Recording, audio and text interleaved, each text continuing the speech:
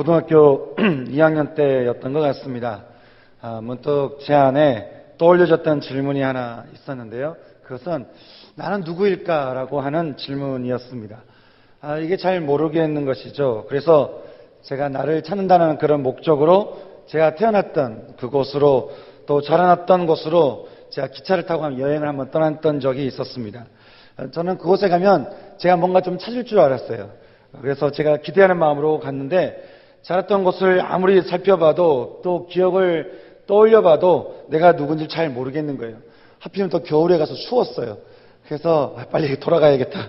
이건 나를 찾는 것 전에 내가 얼어 죽겠다. 그런 마음으로 돌아온 적이 있는데, 그러면서 드는 마음이 뭐냐면, 내가 어디를 가면 내가 좀 누구인가를 알 수 있을까? 내가 이 세상에 왜 태어났는지를 내가 어떻게 하면 알 수 있을까? 사람들 말처럼 혹시 인도라도 좀 가볼까? 아니면 뭔가 좀 미쳐볼까? 이런 참 많은 생각을 했던 시절이 있었습니다. 여러분 어떠십니까? 혹시 아직도 그런 고민이 여러분 가운데 혹시 있으십니까? 저에게서 그 질문을 더 이상 할 필요가 없었을 때가 있었습니다. 그것은 제가 그 질문을 하기 전에 이미 제가 어떤 존재인지 또 내가 누구인가 그리고 내가 왜 태어나는가를 알게 해주는 사건이 생겼기 때문에 그렇습니다. 그래서 어느 날 제가 예수를 만났다라고 하는 것이죠. 제 경험상 우리가 예수를 믿게 되면 이전에는 알지 못했던 두 가지를 우리가 깨닫게 되는 것 같습니다. 첫째는 나라는 존재가 어떤 환경과 배경을 따라 운명적으로 내가 태어난 것이 아니라 하나님의 형상을 따라 지음받은 그런 사람이라는 것을 우리가 알게 된다고 하는 것이죠. 그래서 예수님을 통해서 하나님을 만나게 된 사람들은 잃어버린 존재감이 회복이 되고 또 상처 입은 자존감이 다시 살아나는 것을 우리가 경험하게 되는 것 같습니다. 두 번째는 나라는 존재 안에는 하나님의 형상이라고 하는 어마어마한 DNA가 들어있는데 그것을 통해서 우리는 내가 이 땅에 태어난 목적을 우리가 깨닫게 된다고 하는 것이죠. 다시 말해서 우리는 하나님을 예배 드리는 자로 태어났다라고 하는 것과 세상의 어떠한 한 영역을 하나님의 나라로 변화시키는 그런 은사와 재능과 그리고 능력을 하나님께 부여받았고 우리는 그것을 개발하고 사용할 의무가 있다라고 하는 것입니다. 여러분은 여러분의 인생에 대해서 얼마나 확신이 있으십니까? 믿음 가운데 살아가는 사람들에게는 두 가지 본능이 있는 것 같습니다. 첫째는 하나님을 예배드리고 싶은 마음 하나 하고요. 그리고 세상의 어떠한 영역을 내가 변화시키고자 하는 그런 마음이 있는 것이죠. 그래서 이들에게 참 믿는 사람들에게 당신은 누구입니까? 라고 그렇게 질문을 던졌을 때 이 믿음의 사람들은 대답을 주저할 수가 없는 것입니다. 왜냐하면 내 안에 분명한 삶의 목적이 있기 때문에 그런 것이죠. 그렇다고 해서 뭔가 이렇게 다 갖춰지는 것은 아닌 것이에요. 아직 돈도 없고 지혜도 없는 것 같고 지식도 없고 아직은 뭔가 부족한 것 같고 아직은 뭔가 없는 것 같을 수 있습니다. 하지만 내가 든든한 것은 내가 사는 것에 대해서 분명한 내 안에 삶의 목적이 있고 비전이 있기 때문에 그것에 의해서 내가 흔들리지 않는 것이죠. 우리가 성경 인물 중에 다윗을 봐도 그렇습니다. 어느 날 유명한 선지자 할아버지가 갑자기 나타나서 참 머리에 기름을 붓고 기도해 준 것 그거밖에 이 아이에게 주어진 게 없었습니다. 뭔가 지식이 있는 것도 뭔가 가진 것도 아는 것도 없었습니다. 하지만 그는 그 이전에도 그랬지만 그 이후에도 그가 분명히 한 가지 알고 있는 것은 뭐냐면 하나님에 대한 존재와 그리고 내가 하나님으로부터 택함 받은 사람이라는 이 사실 여기에 대한 분명한 확신이 있었기 때문에 정말 어려운 일이 많았지만 정말 힘겨운 일이 많았지만 정말 죽을 뻔한 일들이 십수년 동안 수없이 많이 있었지만 그는 그것에 의해서 마음이 흔들리거나 어렵지는 않았다고 하는 것이죠. 그는 꿋꿋하게 그 시간들을 이겨내고 그리고 많은 세월이 지난 다음에 그는 드디어 왕이 되었습니다. 너무나 많은 일들이 그에게 있었지만 다윗답게 만들었던 것은 하나님은 어떤 분이신지 그리고 내가 어떤 존재인가에 대한 분명한 확신이 있었다라고 하는 것이죠. 어떻게 하면 이렇게 다윗처럼 삶에 대한 확신이 있을 수 있겠습니까? 그 흔들리지 않는 자존감, 그 흔들릴 수 없는 존재에 대한 기쁨, 그리고 내가 용서받은 존재라고 하는 앞으로 나는 하나님의 용서받은 자녀된 신분이라고 하는 이 기가 막힌 구원의 소식이 어떻게 하면 내 삶 가운데로 우리가 들어올 수 있겠습니까? 대답은 간단한 것이에요. 그것은 바로 예수를 만나면 되는 것입니다. 예수와 더불어 살면 되는 것입니다. 여러분, 예수님 어떤 분이 있을까요? 성경은 예수님에 대해서 몇 가지 표현을 우리에게 말씀해 주고 있습니다. 특히 복음서에 보게 되면 예수님은 자신에 대해서 아주 즐겨 쓰시던 표현이 있습니다.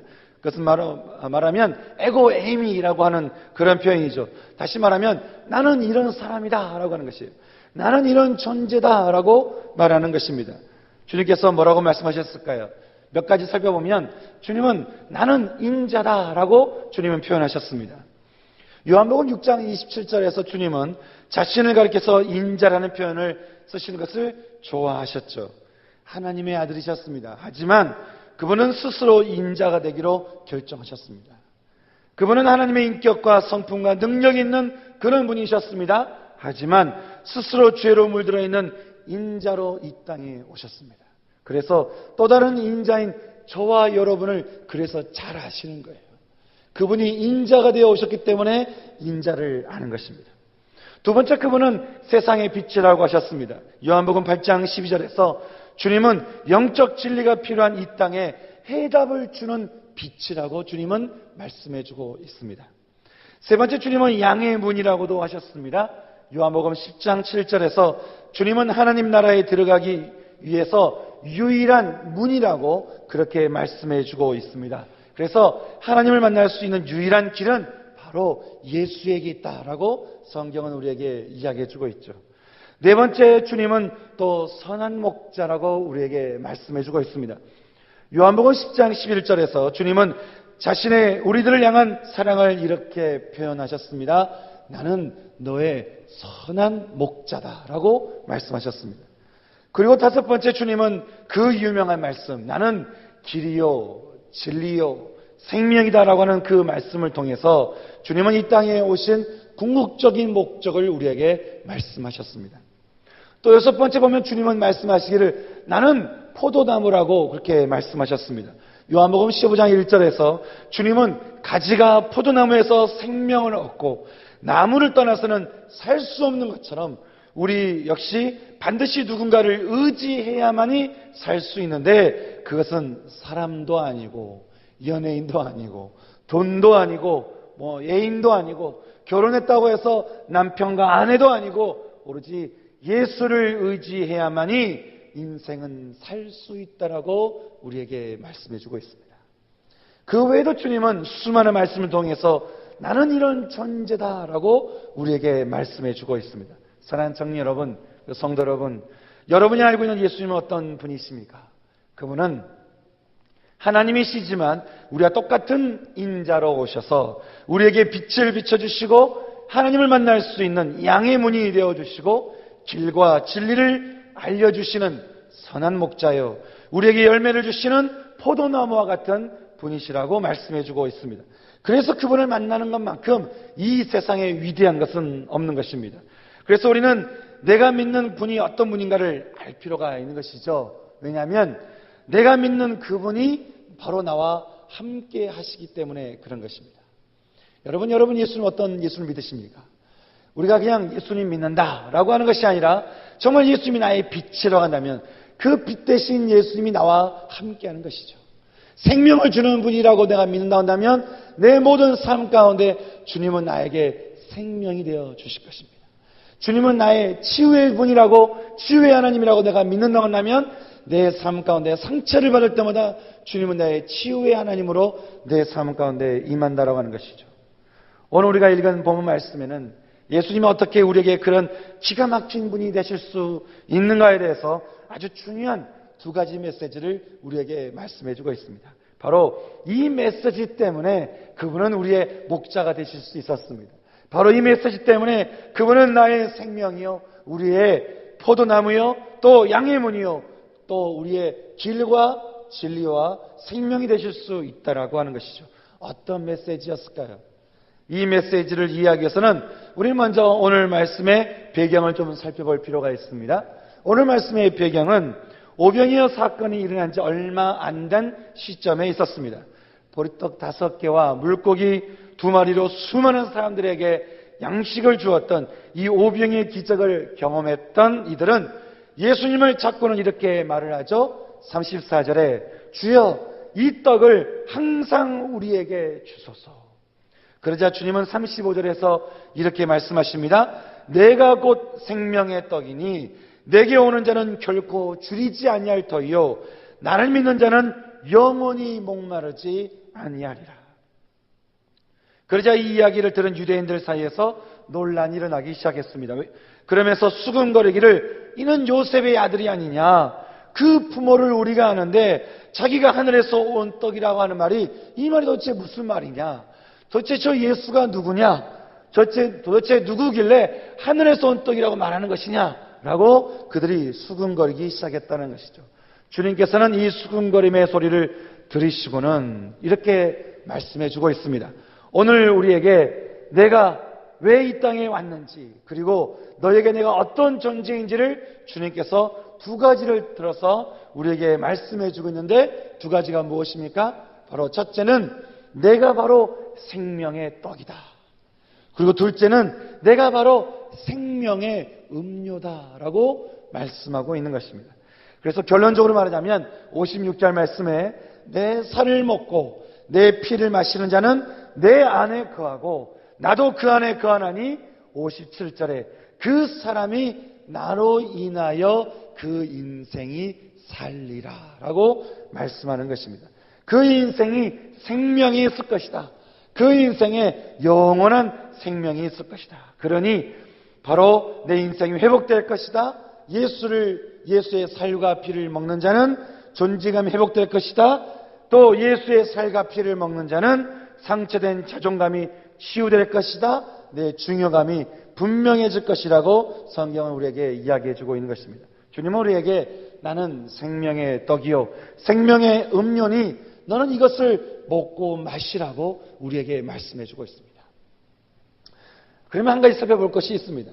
주님은 왜 우리에게 자신에 대해서 말씀하시면서 이렇게 살과 피를 먹어야 그 자가 바로 양의 문을 만나고 목자를 만나고 빛의 예수를 만날 수 있고 부활의 예수를 만날 수 있다라고 주님은 그렇게 표현하셨을까요? 왜 주님께서는 이렇게 떡과 포도주라는 이런 말씀으로 우리에게 말씀하셨을까요? 그것은 거기에 대해서 우리에게 말씀해주고 있는 의미가 있다라고 하는 것이죠. 떡이라고 하는 그 개념은 십자가에서 죽으셨던 주님의 몸을 우리에게 의미해주고 있습니다. 주님께서 십자가에서 죽으심으로 구원을 주시고자 했던 주님의 몸이라고 하는 것이죠. 떡에 대한 표현에 대해서 우리는 3가지를 묵상해 볼 수 있습니다. 첫째는 떡은 생명을 주는 양식이라고 하는 것이죠. 우리는 실제로 먹어야 우리는 살 수가 있습니다. 살아있는 한 먹지 않으면 살아갈 수 없는 것이 우리들의 인생이라고 하는 것이죠. 주님이 자신을 떡이라고 표현하신 것은 이렇게 너희가 살아가기 위해서는 반드시 먹어야 되는 것이 있는데 그것이 바로 나라고 하는 것이에요. 나를 먹어라 그런 것이에요. 너희가 나를 먹으면 네가 살 수 있다라고 말씀하는 것이죠. 그러시면서 오병이의 기적을 경험하고 하늘에서 만나가 떨어졌던 출애굽 시대를 떠올렸던 이스라엘 백성들에게 주님은 너희가 만나를 찾으러 다니는데 그 만나가 너희에게 줄 수 있는 게 뭐가 있겠냐 그렇게 주님께서 묻는 장면을 우리가 볼 수 있습니다. 그래서 49절 말씀에 그렇게 말하죠. 너희 조상들은 광야에서 만나를 먹었어도 죽었지 않았느냐. 하지만 하늘에서 내려온 떡이 있는데 그것은 사람으로 하여금 먹고 죽지 않게 하는 것이다 라고 말씀하고 있는 것입니다.